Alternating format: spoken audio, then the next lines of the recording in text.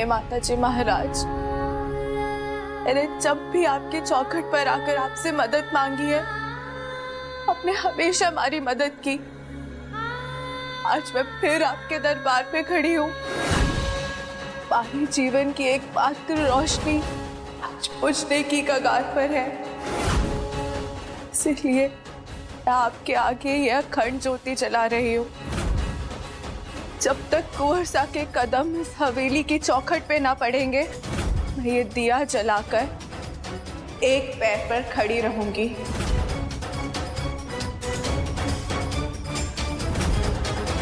या देवी सर्वभूतेषु मारूपेण संस्थिता नमस्तस्यै नमस्तस्यै नमस्तस्यै नमो नमः। या देवी सर्वभूतेषु शक्तिरूपेण संस्थिता नमस्तस्यै नमस्तस्यै नमस्तस्यै नमो नमः।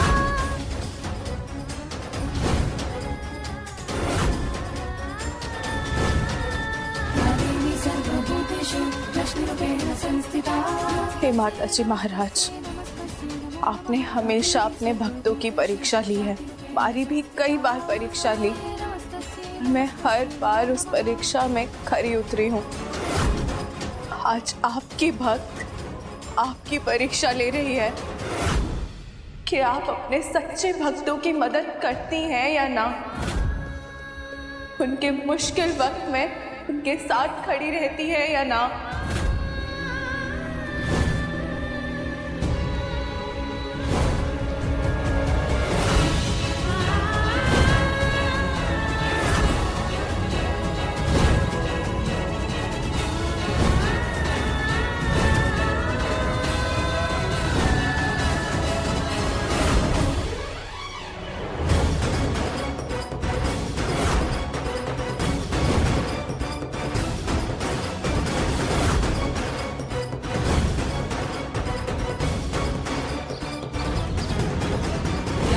सर्वभूतेषु बुद्धिरूपेण संस्थिता नमस्तस्यै नमस्तस्यै नमस्तस्यै नमो नमः। या देवी सर्वभूतेषु भक्तिरूपेण संस्थिता नमस्तस्यै नमस्तस्यै नमस्तस्यै नमो नमः।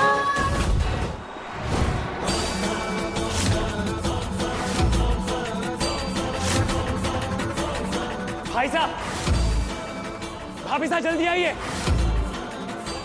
माता जी महाराज, आपका बहुत बहुत आभार।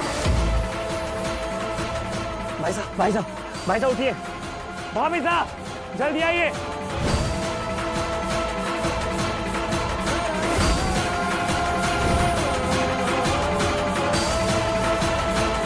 भाई साहब उठिए। कुंवर साहब ठीक है ना? क्या हुआ आपको? क्या हुआ कुंवर साहब को? कुंवर साहब उठिए। आपने देखा कौन छोड़ कर गया इन्हें? नहीं भाभी साहब, यही सवाल हमारे मन में भी। जब हम बाहर आए तो देखा भाई साहब बेहोश पड़े हैं और आसपास कोई नहीं था। इनकी हालत ठीक ना लग रही है ना, घर के अंदर लेकर चलते हैं। जी, संभल के।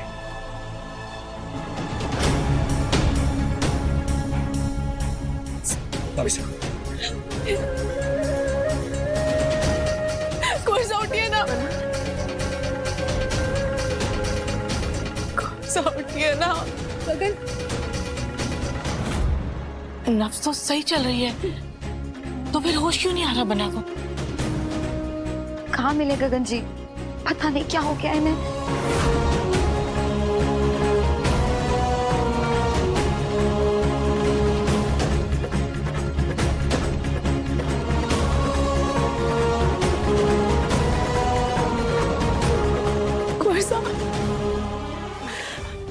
आराम से। माता जी महाराज का शुक्र है कि आपको होश आ गया। आपको पता है सब आपसे कितना प्यार करते हैं, सब कितना घबरा गए थे, कहाँ चले गए थे, किसी को भी कुछ भी ना बताया। आप हवेली के दरवाजे पे जैसे पहले जिस हालत में थे, अरे तो सांसें ही अटक गई थी। गगन बेटा, बताइए क्या हुआ था आपके साथ? बहुत अजीब सी बात है, हमें कुछ भी याद नहीं। हमें बस इतना याद है कि हम कार चला रहे थे और अचानक से हमारे चारों तरफ कोहरा छा गया।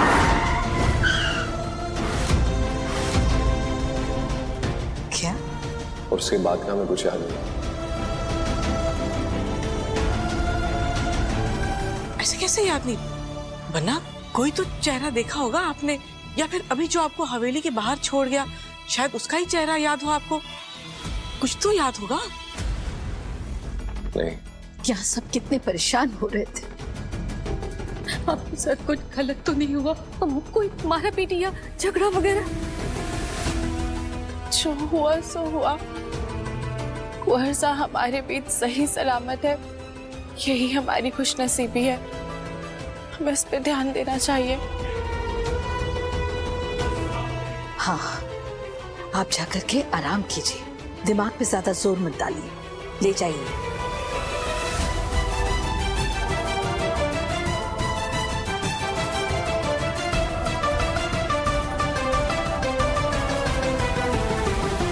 क्या हुआ था हमारे साथ कल रात? याद क्यों नहीं आ रहा हमें कुछ?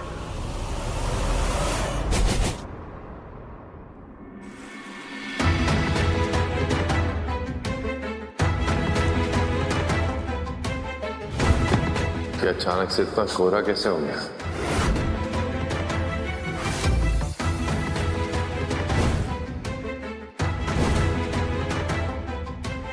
कुंवर साहब, आप अभी भी कल वाली बात के बारे में सोच रहे हैं? देखिए, रात गई बात गई। मायने ये ना रखता है कि आपके साथ क्या हुआ, मायने अभी ये रखता है कि आप सही सलामत हमारे पास हैं। ये कोई छोटी बात नहीं है बोली। मैं जानती हूँ कुंवर साहब, और इसके पीछे जिसका भी हाथ है ना, वो जल्द पकड़ा जाएगा। लेकिन अभी आपको आराम करने की जरूरत है। ऐसे कैसे आराम कर लें जब कोई हमारी अच्छी खासी जिंदगी में तूफान लाने पे तुला हो? कोई ऐसा तो नहीं हमारी किडनैपिंग के पीछे उस छलावनी का हाथ है? उससे हमारी खुशी देखी ना जा रही और वो हमें नुकसान पहुंचाना चाह रही है। हमें सच्चाई की जड़ तक जाना होगा। लेकिन कुंवर साहब, वो जड़ तो कट चुकी है, छलावनी मर गई है। अब जब वो मर चुकी है तो हमारी दुनिया कैसे बिगाड़ सकती है? वो मर गई है, और ये सब कैसे हुआ? दरअसल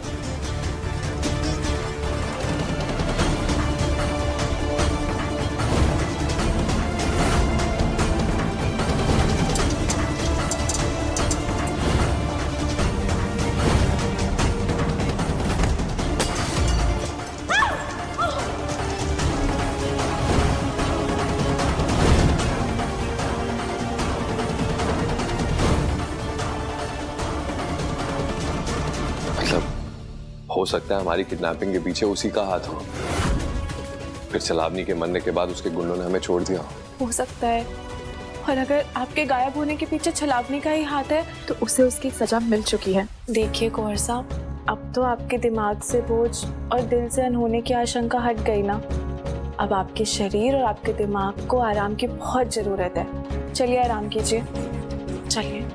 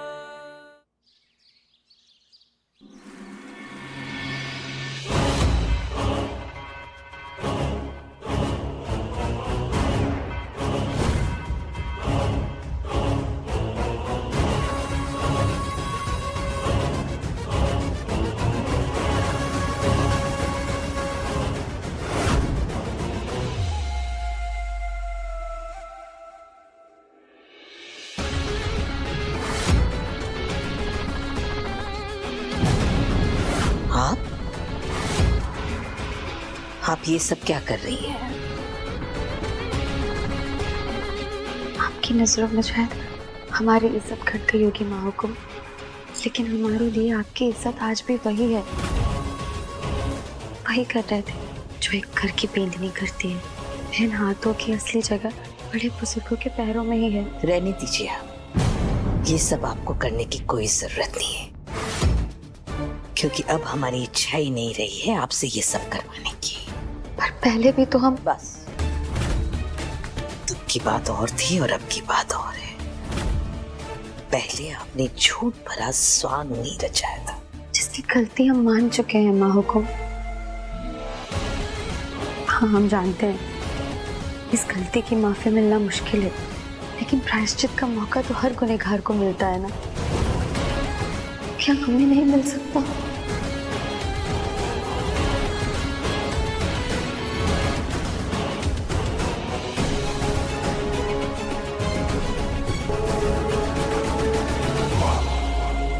खतरा बढ़ गया है माँ हुकुम। गगन जी का इस तरह गायब होना, कल रात में कुछ हो जाता तो हमें तो लगता है जब तक खतरा टल नहीं जाता गगन जी को इस हवेली से बाहर नहीं जाना चाहिए। अगर ऐसा ही फिर कभी हुआ और वो घर ना लौटे तो इसका जिम्मेवार कौन होगा? हमारी और किसी और की बात तो गगन जी सुनने से रहे। अब आप ही उन्हें समझाइएगा कि वो अभी बाहर ना जाए। ये आप कैसी बात कर रही हैं?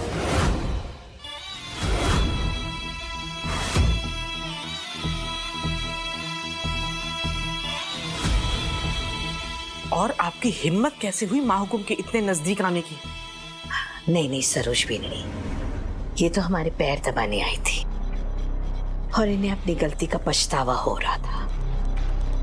अब अगर पछतावा हो गया हो तो आप जाइए। जी माँ हुकुम।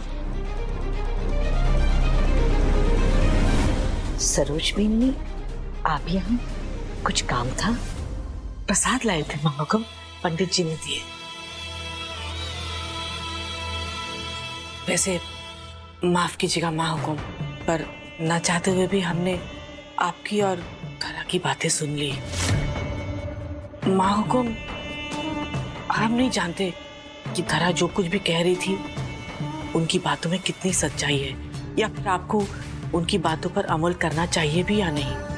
पर आप पर तो हम आंख मूंद कर भरोसा करते हैं कि आप जो भी फैसला करेंगी हमेशा वो इस घर के लिए सही ही होगा।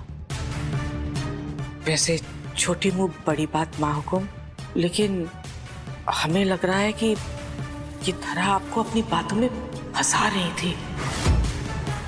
आप खुद ही सोचिए माँ हुकुम, 2400 घंटे गगन बन्ना को इस घर में नजर बंद करना, ये तो हमें धरा की कोई चाल ही लगती है।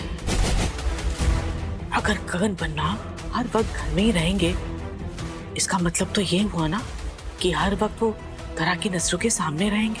मतलब तो ये भी हो सकता है कि धरा को मौका मिल जाएगा गगन बन्ना के नजदीक आने का, उन्हें फंसाने का, और हमें तो ये खतरों से भरा लगता है। अगर आपको सही लगे तो हमारे हिसाब से तो आपको गगन बन्ना को कुछ दिनों के लिए इस घर से दूर भेज देना चाहिए। आप ऐसा क्यों नहीं करती? आप गगन बन्ना और फूली बीनी को एक साथ कहीं घूमने के लिए भेज दीजिए ना। उनकी नजदीकियां भी बढ़ेंगी और खतरे का भी कोई खतरा नहीं रहेगा। हम ठीक कह रहे हैं ना माँ हुकुम? बात तो कहीं ना कहीं इसकी सच है। पिछले कई महीनों में जो इन लोगों पे बीता है, ये यहाँ से कहीं दूर जाकर अपना समय बिताएंगे, यही इनके लिए अच्छा होगा। यहाँ से दूर जाएंगे तो धरा के साए से भी दूर रहेंगे।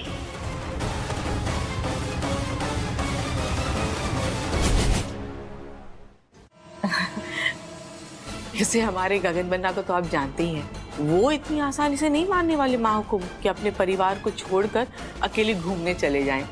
तो आपको ही ऐसे हालात बनाने पड़ेंगे माँ हुकुम कि गगन बन्ना फूली बींदनी को लेकर कुछ दिनों के लिए इस हवेली से दूर चले जाएं। और आपकी बात तो वो वैसे भी नहीं टाल सकते। बात तो आप सही कह रही है सरोज भी, चलते हैं महाकुंभ।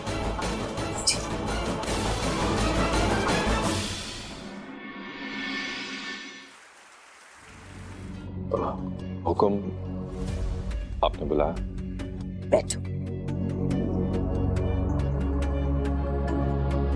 जोधपुर में हमारी खानदानी जमीन है। कोर्ट कचहरी के चक्कर में उसके कागजात सही नहीं है। अगर सही समय पे कागज सही नहीं हुए तो खरीदार डील से पीछे हट जाएंगे।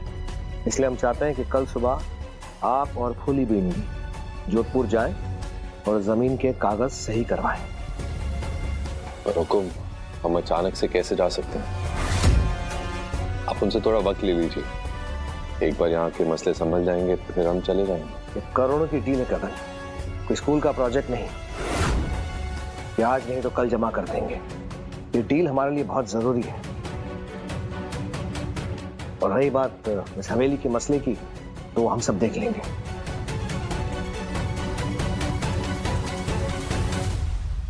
पर ये काम तो हम अकेले भी कर सकते हैं। आपके अकेले जाने से आप पे खतरा आ सकता है। फूली बिन्नी आपके साथ जाएगी तो आप सुरक्षित रहेंगे।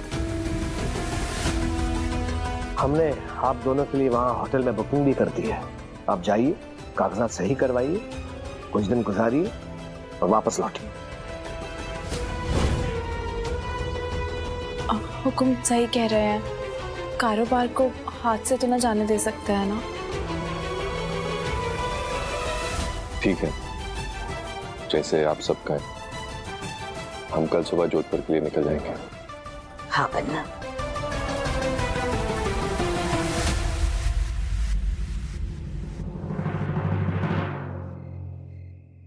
जसवंत,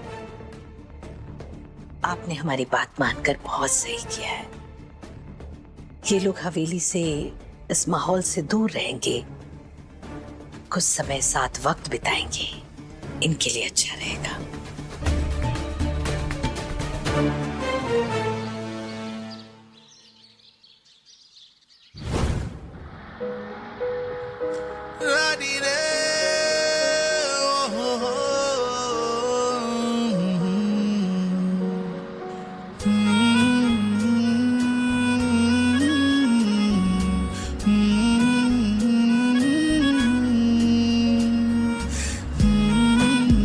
खुली हवा, गुलाबी सी ठंड और हमारे बीच कोई तीसरा नहीं। और सबसे बड़ी बात, ना कोई तकलीफ, ना कोई नाराजगी। हमें लगता है हुकुम ने एकदम सही कहा था। पिछले दिनों से हवेली में जो कुछ भी हो रहा था, उसके बाद हमें ऐसी जगह जाने की सख्त जरूरत थी जहाँ कोई परेशानी ना हो और हम अपनी जिंदगी की एक नई शुरुआत कर सकें। कितने समय बाद मैं आपके चेहरे पर इतनी खुशी देख रही हूँ। हमारे लिए उससे खुशी की बात क्या हो सकती है?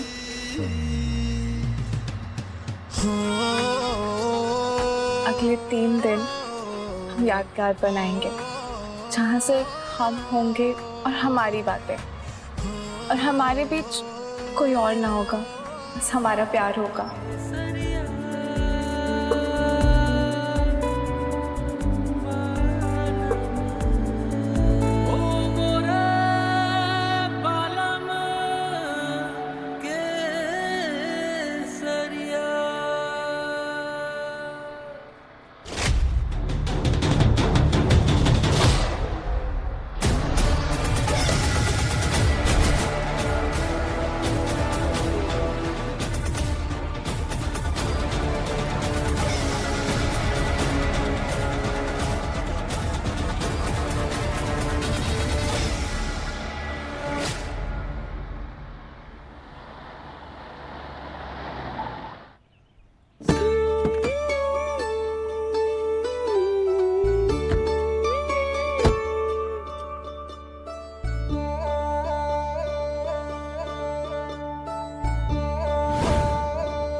क्या हो फूली, ऐसे क्या देख रही हो? कुंवर साहब, हमारा पूरा जीवन ना गांव में बीता है।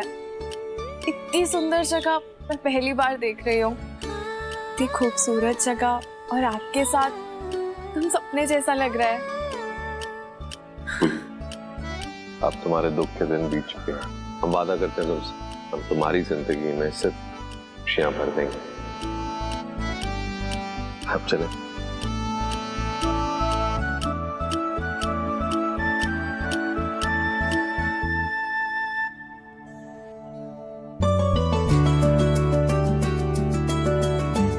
Hello ma'am, hello sir.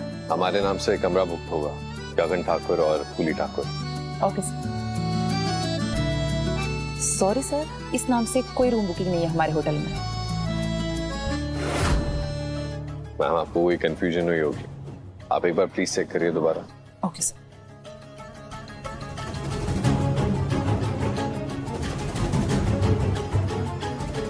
Sorry sir, हमारे सिस्टम में ऐसी कोई बुकिंग नहीं है। हम हुकुम से बात करते हैं।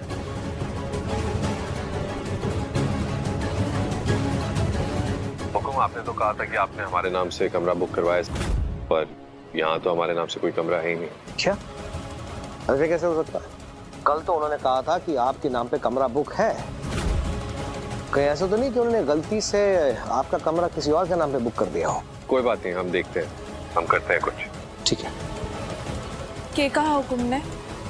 उन्होंने कहा कमरा तो उन्होंने हमारे नाम से बुक करवाया था, लेकिन शायद गड़बड़ यहीं हुई है। पर तुम परेशान मत हो, हम हैंडल करते हैं। मैम, क्या अब हमें कमरा मिल सकता है? Welcome RR sir. Welcome ma'am. Sir I hope कि आपको आने में कोई तकलीफ नहीं हुई होगी। नहीं, तकलीफ तो नहीं हुई, पर हम आरआर नहीं, हमारा नाम गगन ठाकुर है।